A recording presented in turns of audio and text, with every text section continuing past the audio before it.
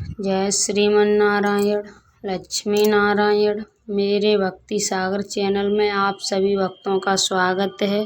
इस वीडियो को पूरा देखना भक्त लोग। बोलिए छठी मैया की जय। छठी मैया व्रत कथा।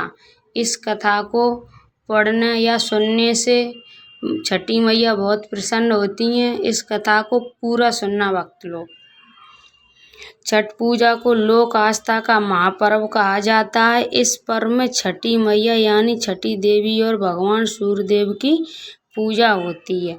हर साल छठ पूजा का पर्व कार्तिक मास के शुक्ल की चतुर्थी तिथि से शुरू होकर सप्तमी तिथि तक चलता है। इस साल छठ की शुरुआत आज यानी 5 नवंबर 2024 से हो गई और इसका समापन शुक्रवार 8 नवंबर 2024 को होगा। 4 दिनों तक चलने वाली छठ पूजा के दौरान सूर्यदेव और छठी मैया की विधि पूर्वक पूजा की जाती है।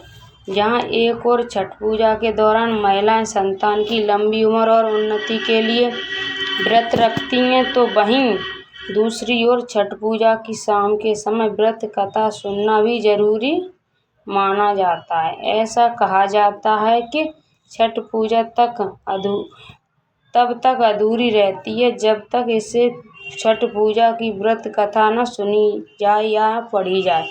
आइए सुनते हैं छठ पूजा व्रत कथा। छठ पूजा से एक पौराणिक कथा राजा प्रियव्रत से जुड़ी मिलती है। इस पौराणिक कथा के अनुसार प्रियव्रत नामक एक राजा हुआ करते थे।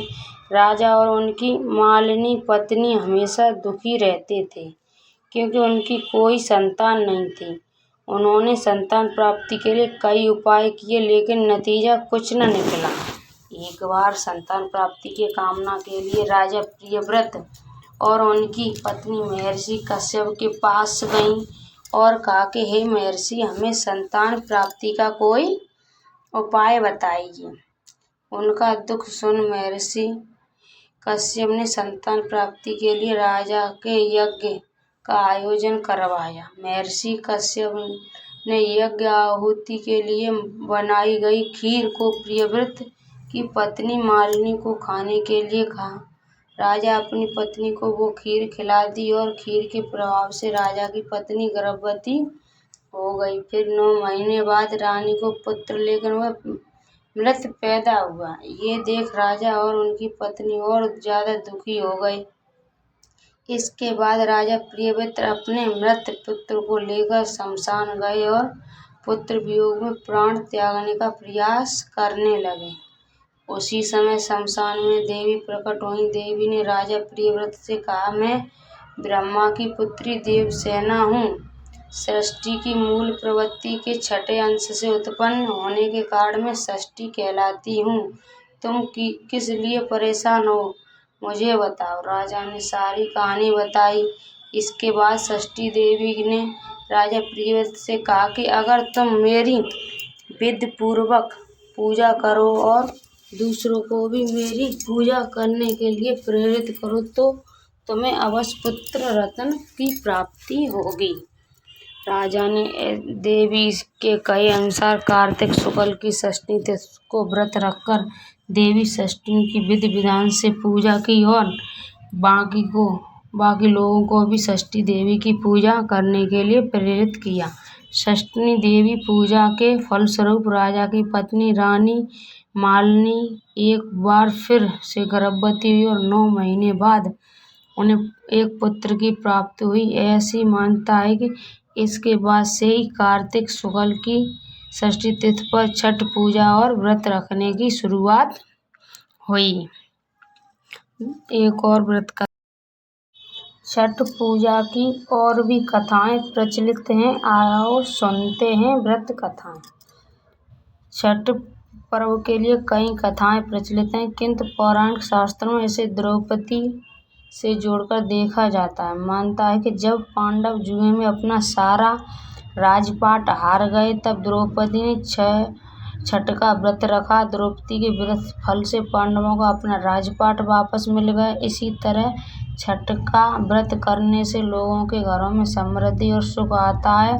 छठ मुख्य रूप से बिहार, झारखंड, उत्तर प्रदेश सहित कई क्षेत्रों में छठ का पर्व मनाया जाता है। छठ पूजा या सूर्य अष्टमी या छठ व्रत सूर्य भगवान की पूजा होती है और धरती पर लोगों के सुख जीवन के लिए सूर्य देव के प्रति आभार व्यक्त किया जाता है। सूर्य देव को सूर्य और जीवन शक्ति का देवता माना जाता है, इसलिए छठ पर्व पर समृद्धि के लिए पूजा की जाती है। सूर्य की पूजा से विभिन्न बीमारी का इलाज संभव है। सूर्य पूजा के साथ स्नान किया जाता है, इसके कुष्ठ रोग जैसी गंभीर रोग भी हो जाते हैं। छठ पर्व परिवार के सदस्य और मित्रों की लंबी उम्र और समृद्धि के लिए भी मनाया जाता है। एक पौराणिक लोक कथा के अनुसार लंका विजय के बाद राम राज्य की स्थापना के दिन कार्तिक शुक्ल षष्ठी को भगवान राम और सीता के उपवास किया और सूर्य देव की आराधना की। सप्तमी को सूर्य देव के समय पुण्य अनुष्ठान कर सूर्य देव से आशीर्वाद प्राप्त किया। एक अन्य मान्यताओं के अनुसार छठ पर्व की शुरुआत महाभारत काल में हुई थी। सबसे पहले सूर्यपुत्र कर्ण ने सूर्य देव की पूजा की। कर्ण भगवान सूर्य का परम भक्त था। वह प्रतिदिन घंटों कमर तक पानी में खड़े होकर सूर्य को अर्घ देता था। सूर्य की कृपा से ही वह महान योद्धा बना था। आज भी छठ में अर्घ दान की यही प्रचलित है। कुछ कथाओं के अनुसार पांडवों की पत्नी द्रौपदी द्वारा भी सूर्य की पूजा करने का उल्लेख है। वे अपने परिजनों की उत्तम स्वास्थ्य की कामना और लंबी उम्र के लिए नियमित सूर्य पूजा करती थीं। छठ व्रत पूजा विधि। छठ देवी भगवान सूर्य देव की बहन है, जिनकी पूजा के लिए छठ मनाया जाता है।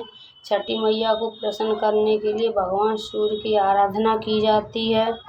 छठी मैया का ध्यान करते हुए लोग माँ गंगा, यमुना या किसी नदी के किनारे इस पूजा को मनाते हैं। इसमें सूर्य की पूजा अनिवार्य है, साथ ही किसी नदी में स्नान करना भी। इस पर्व में पहले दिन घर की साफ सफाई की जाती है। छठ पर्व पर गांव से अधिक सफाई देखने को मिलती है।